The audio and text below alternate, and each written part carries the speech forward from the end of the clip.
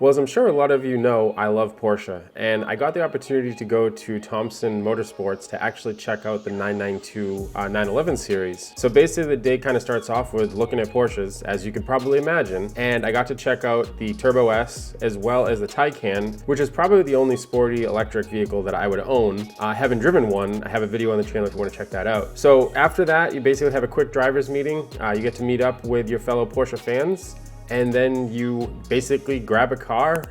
You either take a ride along or you drive. Obviously, I couldn't get footage while I was driving as it wasn't my event. However, here I have some footage of me on a ride along while my friend drove. So hope you enjoyed this, and I'll be back in just a second.